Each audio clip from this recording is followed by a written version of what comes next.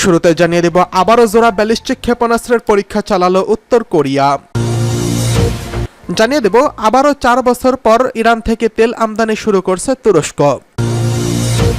এদিকে জরিপকে পাত্তা না দিয়ে জয়ের আশা করছেন প্রধানমন্ত্রী ঋষি সুনাক। এছাড়া রয়েছে রাশিয়া মাঝারি ও স্বল্প পাল্লার পারমাণবিক ক্ষেপণাস্ত্র উৎপাদন শুরু করেছে। সর্বশেষ জানিয়ে দেব, ইসরায়েলি সেনাদের নিষ্ঠুরতা সামাজিক যোগাযোগ মাধ্যমে ভাইরাল। আবারও জোড়া ব্যালিস্টিক ক্ষেপণাস্ত্রের পরীক্ষা চালালো উত্তর কোরিয়া। ফের 2টি স্বল্প পাল্লার ব্যালিস্টিক ক্ষেপণাস্ত্রের পরীক্ষা চালিয়েছে উত্তর কোরিয়া, তবে তাদের একটি ক্ষেপণাস্ত্রের উৎক্ষেপণ ব্যর্থ হয়েছে। দক্ষিণ কোরিয়ায় বড় ধরনের যৌথ সামরিক মহড়াকে কেন্দ্র করে পিয়ংইয়ং এমন মহড়ায় আক্রমণ মারাত্মক পরিণতি সম্পর্কে সতর্ক করার একদিন পরই এই পরীক্ষা চালালো উত্তর কোরিয়া। দক্ষিণ কোরিয়ার সামরিক বাহিনী সোমবার এই তথ্য জানিয়েছে। দক্ষিণ কোরিয়ার জয়েন্ট চিফ অফ স্টাফ বলেছেন, সামরিক বাহিনী 2টি ক্ষেপণাস্ত্রের উৎক্ষেপণ শনাক্ত করেছে এবং প্রথম ক্ষেপণাস্ত্রটি স্থানীয় সময় সোমবার ভোর 5টা 5 মিনিটে উৎক্ষেপণ করা হয়। এর প্রায় 10 মিনিট পর দ্বিতীয় ক্ষেপণাস্ত্রের পরীক্ষা চালানো হয়। সামরিক বাহিনী জানায়, ভোর 5টা 5 মিনিটের দিকে পরীক্ষা চালানো স্বল্প পাল্লার ব্যালিস্টিক ক্ষেপণাস্ত্রটি প্রায় 600 কিলোমিটার অর্থাৎ 372 মাইল এবং দ্বিতীয়টি 120 কিলোমিটার পথ অতিক্রম করে। জেসিএস এর মুখপাত্র লি সুং জুং জানান, দ্বিতীয় ক্ষেপণাস্ত্রটি উৎক্ষেপণের প্রাথমিক পর্যায়ে অস্বাভাবিকভাবে উঠতে দেখা গেছে। জেসিএস এক বিবৃতিতে বলেছে, উত্তর কোরিয়া আরও ক্ষেপণাস্ত্র উৎক্ষেপণের প্রস্তুতি নিচ্ছে তা জানতে সিউলের সামরিক বাহিনীর নজরদারি এবং সতর্কতা জোরদার করা হয়েছে। রবিবার পিয়ংইয়ং দক্ষিণ কোরিয়া, জাপান ও যুক্তরাষ্ট্রের যৌথ সামরিক মহড়ার নিন্দা জানিয়ে এর মারাত্মক পরিণতি সম্পর্কে সতর্কবার্তা দেওয়ার পর সোমবার তারা এসব ক্ষেপণাস্ত্র উৎক্ষেপণ করল। এদিকে 4 বছর পর আবারও ইরান থেকে তেল আমদানি শুরু করল তুরস্ক। ইরান থেকে আবারও তেল আমদানি শুরু করেছে প্রতিবেশী দেশ তুরস্ক।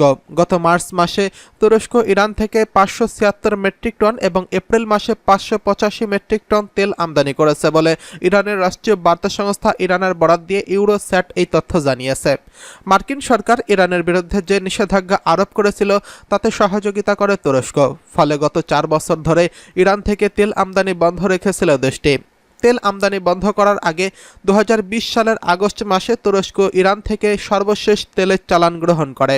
এরপর তুরস্ক মার্কিন চাপের মুখে নতুন স্বীকার করে ইরান থেকে তেল আমদানি বন্ধ করে দেয়।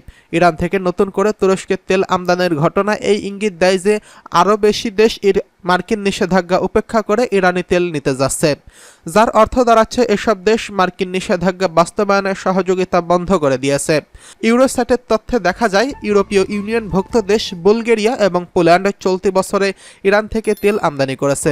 বুলগেরিয়া গত বছরের তুলনায় চলতি বছর ইরান থেকে তেল আমদানির শতকরা 113 ভাগ বাড়িয়েছে। গত বছরের প্রথম 3 মাসে বুলগেরিয়া ইরান থেকে 314 মেট্রিক টন তেল আমদানি করেছিল। চলতি বছরের মার্চ মাসে পোল্যান্ড ইরান থেকে 19 মেট্রিক টন তেল আমদানি করেছে। গত 2 বছরের মধ্যে প্রথম দেশটি হিসেবে ইরান থেকে তেল আমদানি করল। এছাড়া ইউরোপীয় ইউনিয়নের সদস্য প্রার্থী জর্জিয়া চলতি বছরের প্রথম 3 মাসে ইরান থেকে 544 মেট্রিক টন তেল আমদানি করেছে। অবশ্য দেশটি গত বছর একই সময়ে 974 মেট্রিক টন তেল আমদানি করেছিল। প্রকাশিত প্রতিবেদন থেকে জানা গেছে যে ইউরোপের আরও বেশি দেশ মার্কিন নিষেধাজ্ঞা উপেক্ষা করে ইরান থেকে তেল আমদানি করতে আগ্রহী। ইরান বর্তমানে সবচেয়ে বেশি তেল এশিয়ার বাজারে বিক্রি করছে। ইরানের দৈনিক তেল উৎপাদন 16 লাখ ব্যারেলে দাঁড়িয়েছে। এদিকে জরিপকে পাত্তা না দিয়ে জয়ের আশা করছেন ঋষি সুনাক, ব্রিটিশ প্রধানমন্ত্রী। আগামী 4 জুলাই যুক্তরাজ্যের জাতীয় নির্বাচন অনুষ্ঠিত হতে যাচ্ছে। এই নির্বাচনে খুব ভালো একটা স্বস্তিতে নেই দেশটির প্রধানমন্ত্রী ঋষি সুনাকের কনজারভেটিভ পার্টি। তবে হাল ছাড়ছেন না ঋষি সুনাক। বিভিন্ন জনমত জরিপের তথ্য অনুযায়ী ভরাডুবি হতে পারে ঋষি সুনাকের দলের, তবে এসব জরিপকে পাত্তা দিচ্ছেন না তিনি। এ বিষয়ে সাংবাদিকদের ঋষি সুনাক বলেন, জরিপে পিছিয়ে থাকলেও তিনি বিশ্বাস করেন এবারের নির্বাচনে তিনিই জিতবেন। 4 জুলাই নির্বাচনে জিতে প্রধানমন্ত্রী থাকতে পারবেন কিনা এমন প্রশ্নের জবাবে ঋষি সুনাক বলেন, হ্যাঁ, আমি কঠিন লড়াই করছি। আমি মনে করি মানুষ লেবার পার্টির সরকারের বিপদের সম্পর্কে বুঝতে পেরেছে এবং তারা জেগে উঠেছে। এবার নির্বাচনে অধিকাংশ জনমত জরিপ কনজারভেটিভ পার্টির চেয়ে লেবার পার্টি 20 পয়েন্টে এগিয়ে আছে। সর্বশেষ গত শনিবার যুক্তরাজ্যের অবজারভার পত্রিকার জরিপেও বলা হয়েছে লেবার পার্টি 40% ভোট পাবে বলেও দেখানো হয়েছে। সেখানে ঋষি সোনাকের দলের জনপ্রিয়তা এখনও 20%ই রয়েছে। এদিকে যুক্তরাজ্যের সানডে টাইমস পত্রিকা সরাসরি লেবার পার্টিকে তাদের সমর্থনের ঘোষণা দিয়েছে। পত্রিকায় এক সম্পাদকীয়তে বলা হয়েছে 14 বছর কনজারভেটিভ শাসনের পর থেকে দেশটিতে একটি আমূল পরিবর্তন প্রয়োজন।